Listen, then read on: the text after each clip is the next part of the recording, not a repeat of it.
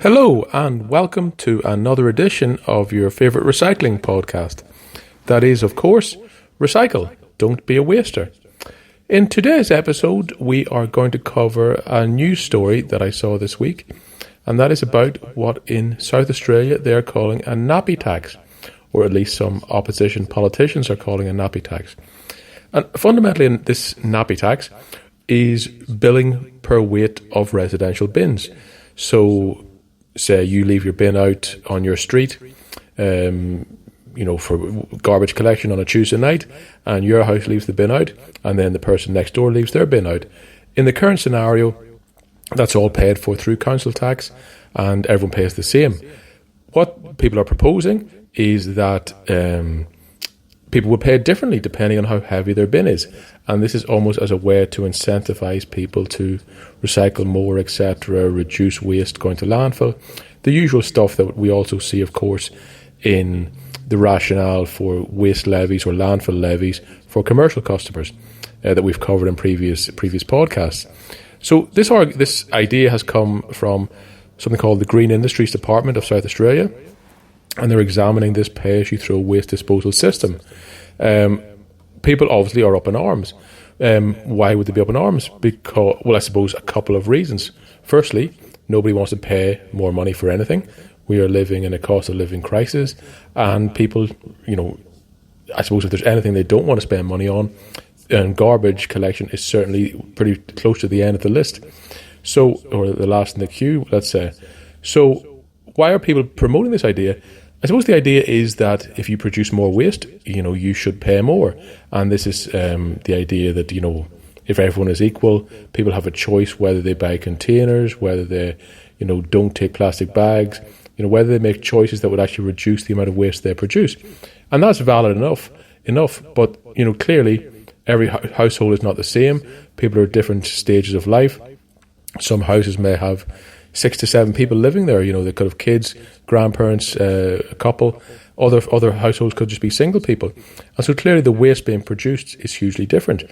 I think it's called a nappy tax because I suppose that gets at one, key point here, that if you have young kids or babies, potentially you will have nappies, which are heavy, and realistically why should you be paying more to dispose of that? I actually can see both arguments in this one. Clearly nappies are very bad for the environment. The existing plastic diaper nappy system that we use, we've again have covered on previous podcasts that nappies can be recycled. There are, I believe it was called Relive It. There are nappy style nappy recycling options available, but people we haven't built them in Australia. And I suppose then you could also even argue that why don't people use the old-fashioned, cotton or linen diapers that people used, in our grandparents' era? Obviously, stressed young parents are not going to welcome that too readily. So I'm not going to stray into that area. But the issue I do see is that we've covered this again on the commercial. It's the same on the commercial waste collection aspect. It's all very well to charge more if you're not recycling, but realistically, if there's no recycling option available, what are you supposed to do? And the waste levy in all states was pretty much sold as a way to raise funding, raise finance by the state governments for dumping at landfill that would then be used to reinvest into modern recycling technology.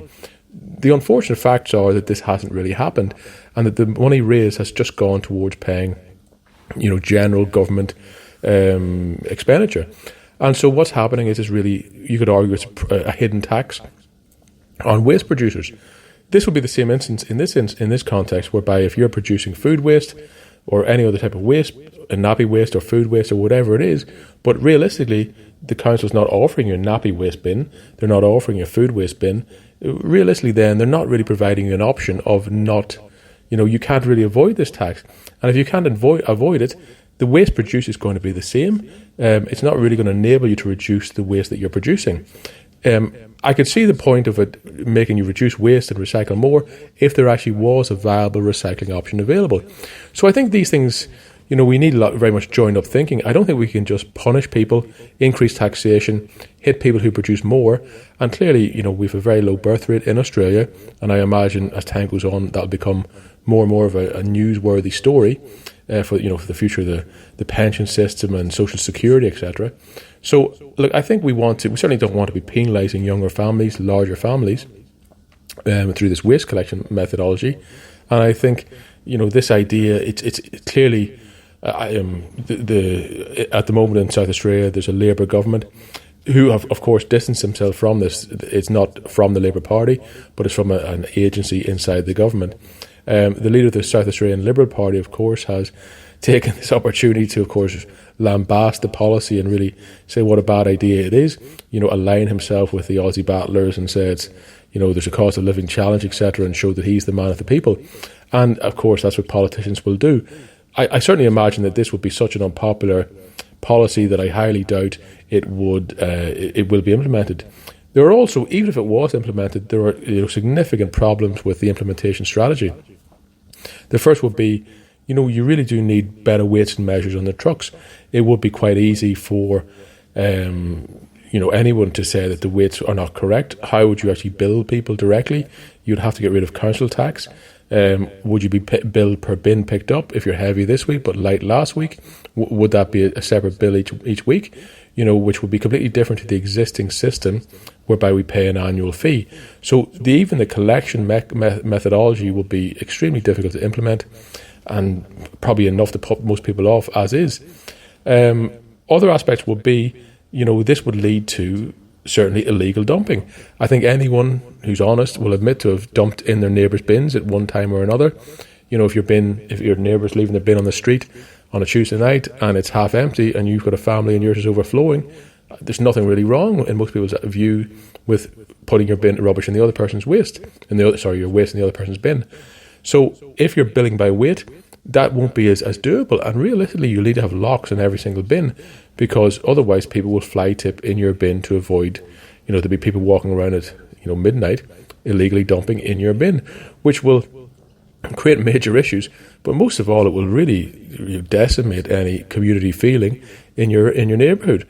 If you suspect your neighbour is dumping in your bin and that's costing you money, I can't imagine you being sending them a Christmas card this year. So look, I think this is an idea that people have come up with. I don't think it's a very good idea. I think there are much better ways of doing things. Certainly when it gets to residential collections, I think we need to differentiate between residential and commercial. But in this instance, I think, as the guy says on, Shark Tank, it's a no from me.